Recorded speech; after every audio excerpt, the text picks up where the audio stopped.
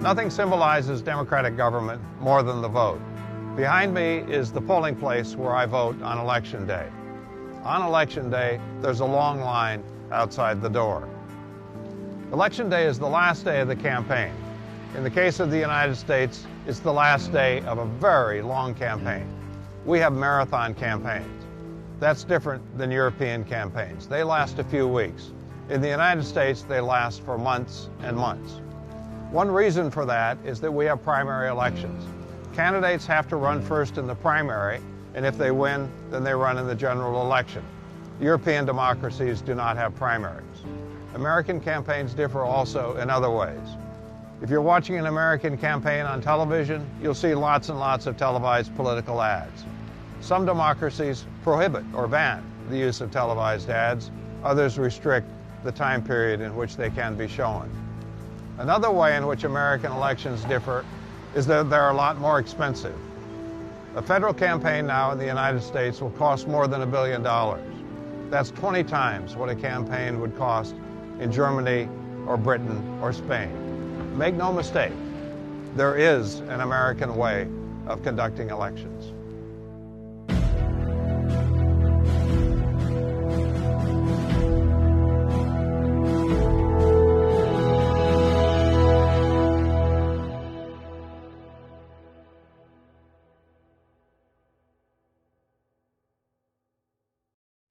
This session will examine U.S. election campaigns. We're going to concentrate on presidential elections, given that we studied congressional campaigns in earlier sessions.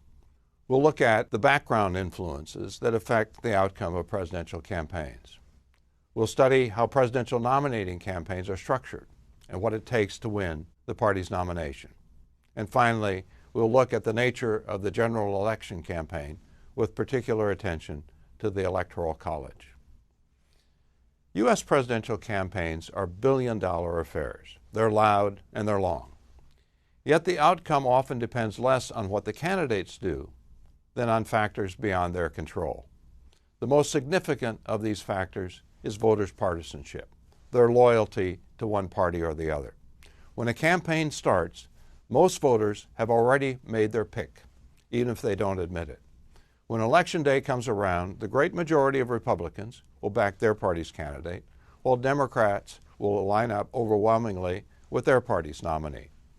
And at times in American history, one party has had such a huge advantage over the other that its presidential nominee could have stayed home and still won. After the party realignment of the 1890s, for example, there was a 3-decade period when only a single Democrat, Woodrow Wilson, was elected president. And he was lucky. Wilson slipped into the presidency in 1912 with a mere 42% of the popular vote. Republicans split their votes between their party's incumbent nominee, William Howard Taft, and their party's former president and third-party candidate, Theodore Roosevelt. Today, the parties are more evenly matched. As you can see from this chart, the average margin of victory in recent presidential elections has been less than 5%. Compared with as high as 20% in earlier periods. Even so, it's still true that most votes are decided before the campaign starts. Democrats lined up with the Democratic nominee and Republicans behind their party's nominee. In fact, the number of votes up for grabs in presidential campaigns has been declining. To see that, let's look first at the poll results from the 1976 presidential election, which pitted Republican Gerald Ford against Democrat Jimmy Carter. As you can see, Carter had a huge lead at one point in the race, but as the campaign progressed, a lot of voters changed their minds. Carter won by a mere 2 percentage points. Now compare that pattern to polls of the 2016 race between Republican Donald Trump and Democrat Hillary Clinton. As you can see, the gap between Trump and Clinton's support stayed within a narrow range throughout the general election. Some movement did take place, but it was small compared with the shifts that occurred in 1976. Voters' preferences have been more stable during recent campaigns than earlier ones. There's been less switching from one candidate to the other as the campaign moves along. Now, why do you think that's the case? Is it a result of higher levels of spending by both sides in recent presidential campaigns, such that the influence of one side's spending cancels out that of the other side? Or is it the result of the rising level of party polarization? Polarization is the main reason. Republicans are more conservative than in the past, and Democrats are more liberal, and therefore they're harder to lure across party lines. Estimates of the number of swing voters, those that today could conceivably be won by either party in a presidential campaign, vary widely. Some analysts put it at roughly 5% of voters. Other analysts put it at closer to 10%. Either way, it's a smaller number than the 15 to 20% of voters who were up for grabs in a presidential election a few decades ago. Candidates also have to deal with the fact that election turnout in U.S. elections is relatively low. Turnout in a presidential election is only about 60%. Tens of millions of potential voters stay away from the polls on Election Day. Through their get-out-the-vote efforts, candidates can affect turnout to a degree, but not in a huge way. Some candidates have convinced themselves otherwise. When he ran for the presidency in 1964 on an avowedly conservative platform, a choice, not an echo, as he put it, Republican nominee Barry Goldwater predicted that Americans would come out of the woodwork to back his campaign. They didn't. Turnout in the 1964 election actually declined slightly from its 1960 level. Candidates also can't do that much to alter enthusiasm differences between the partisans. In the 2016 presidential campaign, Republicans had intensity on their side as a result of having been out of power for 8 years. A Gallup poll taken during the 2016 general election, for example, found an 11 percentage point intensity edge for Republicans, the largest difference between supporters of the two parties in any recent election. Republicans' higher level of intensity might have won them the election. The 2016 election was decided in the Electoral College. The winner, Donald Trump, lost the popular vote to Democratic nominee Hillary Clinton, but squeezed by in enough states to gain a majority of the electoral votes. Clinton lost by less than 1 percentage point in Wisconsin, Michigan, and Pennsylvania. If Democratic turnout had been higher in those 3 states, she might have captured them. In that case, she would have won the presidency. Now, a third factor, largely beyond the candidate's control, is the issues voters care about. In this respect, few things matter more to voters than their sense of whether the country is on the right track economically. When the economy is doing well, the nominee of the party in control of the White House gets a boost. When it's doing poorly, that nominee has more trouble winning. Since 1976, 3 incumbent presidents, Gerald Ford, Jimmy Carter, and George H.W. Bush, have lost their bid for re-election. Each one of them was saddled with a weak or deteriorating economy. During his term of office, for instance, Jimmy Carter saw both unemployment and inflation rise sharply, contributing to his defeat in 1980 at the hands of Ronald Reagan. In fact, it's more accurate to say that Carter lost the 1980 election than to say Reagan won it. Ever since 1936, the Gallup poll has asked Americans if they have a favorable or unfavorable opinion of the presidential nominees. Reagan had the lowest favorability rating in Gallup polls of any winning candidate to that point. His luck was that the voters had an even less favorable opinion of Carter. This diagram, created from a study by political scientist Lynn Vavreck, provides a systematic look at the effect of economic conditions on vote choice. It's a scatter plot showing the relationship between the rate of economic growth and the share of the two-party presidential vote won by the incumbent president's party. As you can see, the relationship is a positive one. The stronger the economy, the higher the vote total of the incumbent party. The lower the vote total of the incumbent party.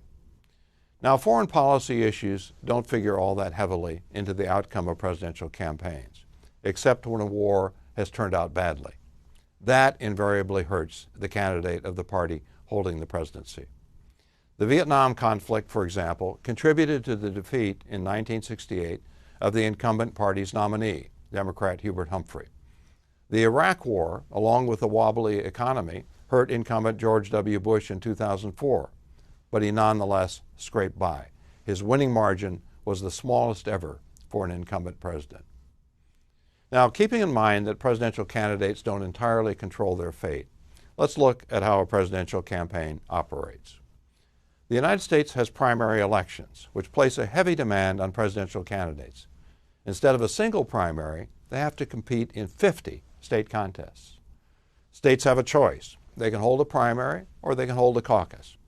The difference is that in a primary, the voters simply go to the polls and cast their ballots, whereas in a caucus, the voters go to a local site where they meet and discuss the candidates before voting. Caucus participation is more time-consuming, and turnout is substantially lower than in primaries. About 10 states use the caucus method, the other 40 hold a primary. Whichever method they use, a state's contest determines which candidates' delegates will represent it at the national convention, where the party's nominee is formally chosen. The candidates thus compete for delegates, seeking to win enough of them to have a majority by the time the convention meets. Now, this system was created after the 1968 presidential election, in which Hubert Humphrey won the Democratic nomination even though he hadn't entered a single primary. At that time, state parties had the option of choosing their delegates through a primary or at a state convention. Most delegates were chosen in state convention, which were controlled by party leaders. They provided the delegates. They gave Humphrey the 1968 nomination over his chief rival, who had run in the primaries. When Humphrey then lost the general election to Nixon, party reformers succeeded in bringing about a change in the rules. Thereafter, states would be required to choose their delegates through either a primary or a caucus, the system we have today. Because of the change, presidential hopefuls have no choice but to compete in the state contests. They can no longer sit back and wait for the party to come to them, as Humphrey did in 1968. The change has also created a more wide-open nominating process. The earlier system favored candidates who had the backing of top party leaders. The current system is open to any politician who thinks they can get the voters' support. Except in the case of a party where the incumbent president is seeking re-election, nominating races since 1968 have normally attracted a large field of contenders. The 2020 Democratic nominating race set the record, pulling in 24 contenders, including Joe Biden, Kamala Harris, Bernie Sanders, Elizabeth Warren, Pete Buttigieg, Amy Klobuchar, Beto O'Rourke, and Cory Booker. Now, the presidential nominating process is a lengthy one. In simplified terms, it has 3 phases. First, in the months before the first contest, candidates raise funds, engage in televised debates, hit the campaign trail, spending most of their time in the states that vote first. Then, in January of the election year, the first state contest, the Iowa caucus, is held. That contest is followed sequentially by the New Hampshire primary, the South Carolina primary, and the Nevada caucus. After these 4 states vote, the other states are then free to hold their contests.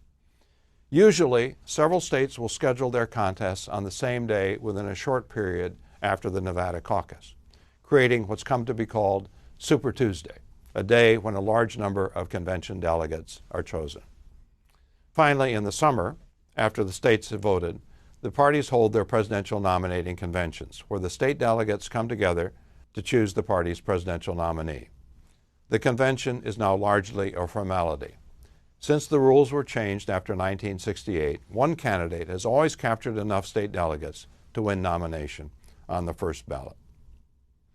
Now, which of the following do you think best predicts which candidate will get the party nomination? The winner of the Iowa caucus, the winner of the New Hampshire primary, or the candidate who is best positioned as a result of what happens before any votes are cast in the primaries or caucuses? Now, a fast start in Iowa or New Hampshire is important. A candidate with a poor showing in both states is in trouble. As one scholar wrote, there's no time for losers. Voters aren't interested, donors aren't interested, reporters aren't interested in a candidate who finishes at the back of the pack. Yet, more often than not, the winner in Iowa has lost in New Hampshire. Since 1980, of the 12 open nominating races, meaning those without an incumbent president seeking re-election, Only John Kerry in 2004 and Al Gore in 2000 won both contests. In 1992, the eventual Democratic nominee, Bill Clinton, lost both, though he ran well enough in the two states to retain credibility. So, although a degree of success in Iowa and New Hampshire is a must, neither contest by itself is predictive of the nominee. The better predictor is the candidate's ability to get in a strong position before the first votes are cast in Iowa. Scholars describe the pre-Iowa period as the invisible primary. It's a time, even though no votes are cast, when the candidates try to put in place the elements of a winning campaign. Name recognition is one of those elements. Unless voters know of a candidate, they're not going to back that candidate. It's hard for a candidate who lacks name recognition to acquire it. When George H.W. Bush ran unsuccessfully for the presidency in 1980, he campaigned long and hard before Iowa. And yet, an Eagleton poll taken shortly before the Iowa caucus found that only 8% of voters said they were aware of him, while 53% said they thought his name sounded familiar. Nearly 40% said they'd never heard of George Bush. Candidates who start the campaign with poor name recognition are doubly disadvantaged because they inevitably end up at the bottom of the pre-campaign polls. The news media cue off those polls, concentrating their reporting on those who are at or near the top. It's a classic catch-22. You need press coverage to acquire name recognition, but if you don't have name recognition, it's hard to get press coverage. At the start of the 2016 Republican race, the candidate with the highest level of name recognition was Donald Trump, who is widely known through his real estate dealings and his role as host of The Apprentice, a top-rated TV reality show. Trump also had a second publicity advantage. He was skilled at attracting reporters' attention. His fiery statements on everything from immigration to trade quickly found their way into the headlines. In the period leading up to the Iowa caucuses, Trump received a third of all news coverage given to the dozen and a half Republican contenders. He got twice as much coverage as the next most heavily covered Republican, and 10 times more coverage than most of the Republican contenders. By the time the Iowa caucuses rolled around, boosted by his news coverage, Trump was far ahead of his Republican competitors in the national polls. Since 1980, the only poll leaders to lose nomination were Democratic Gary Hart in 1988, who got derailed by a sex scandal, Democrat Howard Dean in 2004, who had begun to slip in the polls a few weeks before Iowa, and Democrat Hillary Clinton in 2008, whose lead had been steadily shrinking in the months leading up to Iowa. Name recognition is critical. It helps a candidate withstand a setback in Iowa or New Hampshire and enables the candidate to pick up votes on the margins. Voters choose among the candidates they know, an advantage denied a candidate who voters find unfamiliar.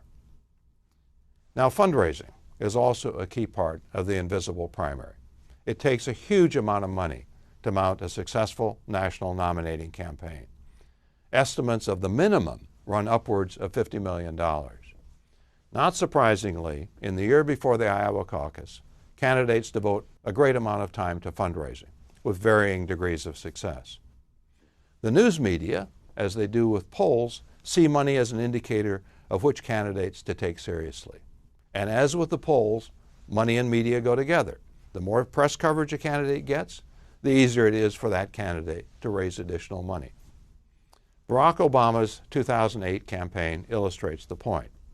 Even though Obama, a relative unknown at the time, trailed badly in the early polls to his main Democratic rival, Hillary Clinton, he astonished the pundits by raising $26 million in the first quarter of 2007. As a result, his news coverage shot up, boosting both his poll standing and his fundraising efforts. By the time the Iowa caucus rolled around, Obama had raised $102 million, roughly what Clinton was able to raise. So why is a large amount of early money so important? Well, it enables the candidates to spend heavily on the first contests in Iowa, New Hampshire, South Carolina, and Nevada, while also buying early TV advertising in the Super Tuesday states. Personally, a candidate can only be in one state at a time. Money allows the candidate to have a presence in a lot of states at once. This chart indicates the percentage of time that the candidate who wins the money game in the year before the Iowa caucus received the party nomination. As you can see, the money winner nearly always gets the nomination. Since 1980, the only clear exceptions are Howard Dean in 2004, Mitt Romney when he first ran in 2008, and Donald Trump in 2016. Trump lost the Republican money race in 2016 to Senator Ted Cruz. In Trump's case, the money was not all that important. He was receiving so much attention from the news media that he had less need for campaign funds than did his Republican rivals. Now, I'm not suggesting that the invisible primary counts for everything in a nominating race. A candidate must still campaign effectively when the voting gets underway. But nominating races are not won by candidates who are poorly positioned at the start. Let's jump ahead now to the presidential general election. By this point in the campaign, the race has narrowed to the Republican and Democratic nominees. What determines their strategies? Well, several things, none more so than the Electoral College. Each state has electors equal in number to its representation in Congress, House and Senate combined. The candidate who gets a majority of the state's electoral votes wins the presidency. All states but Maine and Nebraska apply what's called the unit rule in allocating their electoral votes. The candidate who gets the most votes in the state gets all of its electoral votes. So in terms of candidate strategy, which states are most important? Those that have the largest populations and therefore the most electoral votes, or those where the candidates are most evenly matched? Now, size matters. There's no question about that. The most populous states have outsized influence in the Electoral College. California, for example, has 55 electoral votes, a fifth of the 270 electoral votes needed to win the presidency. But from a strategic perspective, a state's competitiveness is more important. California is largely ignored by the candidates during the general election because it's heavily Democratic. Its electoral votes are known in advance. That's the case with most states. They are heavily enough Democratic or Republican that the outcome is not truly in doubt. Accordingly, candidates concentrate on what are called the battleground, or swing states, those that conceivably could be won by either side. During the 2016 general election, roughly 95% of Trump and Clinton's campaign appearances were concentrated in just 12 states, the states where each candidate had a shot at victory. The campaign in the battleground states is intense. U.S. presidential campaigns are costly affairs. In 2016, Trump and Clinton together raised and spent hundreds of millions of dollars. She had the fundraising advantage, outspending him by a clear amount. Nevertheless, as was true during the nominating phase of the 2016 campaign, Trump had less need for advertising dollars because he was getting most of the news coverage. The news media's fascination with Trump kept him in the headlines. He received 12 percentage points more news coverage during the general election than Clinton did. During the general election, most of the money that the candidates spend goes to buy televised ads in the battleground states. Now, most candidate ads are negative in tone. They're attack ads aimed at tearing down the other candidate. Candidates' media strategists believe it's easier to persuade someone to vote against an opponent than to get them to vote for their candidate. Attack ads also get the attention of the news media, which act as a megaphone, carrying the message to those who don't see it directly. Recently, a media consultant was asked how many of his ads had been constructed with the news media in mind. He replied, "Well, about all of them." Attack ads also help to fire up the party's core voters. If they think the opposing candidate is unfit to be president, they're more likely to get involved. That goal, getting one's supporters whipped up into the polls, has become increasingly important. At an earlier time, candidates aimed their TV messages at persuadable voters. They're still a prime target, but there are fewer of them as a result of party polarization. As a result, candidates have increasingly targeted their supporters, seeking to get as many of them to the polls as possible. That strategy in full form was first employed by George W. Bush in 2004. His chief strategist, Karl Rove, believed that more votes could be gained by targeting the Republican base than by trying to convert swing voters.